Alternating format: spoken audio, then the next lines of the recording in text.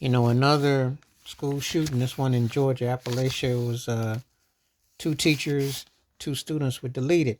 And a 14-year-old suspect. And just a year ago, him and his father were questioned, and he brought an AR-15 to school. How is it that you just barely come back from summer vacation and this is what happens? Often do we hear about this now?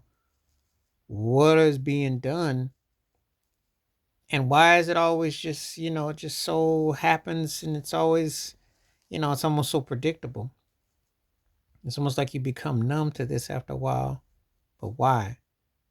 Until you have laws in place, until you have things that are checked. And why does you go to school and it's got to feel like you're going to an airport? Why does it got to be under such surveillance and such things? And yet, these things fall right by the wayside. It's just tragedy. It's always just a sad situation that this is a regular occurrence. You go to school to learn, you go to school to get educated and enlightened, meet some friends, meet some peers, meet some things. Not to have to think of life or death. It's just such it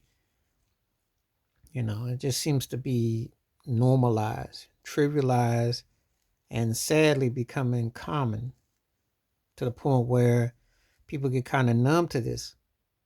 Problematic and systematic and all the things that are just going on. So, it's a very heavy way to start a year. It's a heavy way to feel.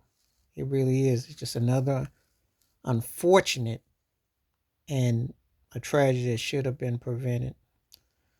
And thoughts and prayers go out to the families involved. You know, I've already said what I said about bans or certain things that should be done because I just think it's just too reckless.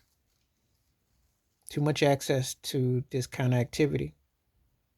And it has no place, not in any society where you're trying to uplift, and you should feel safe going to school.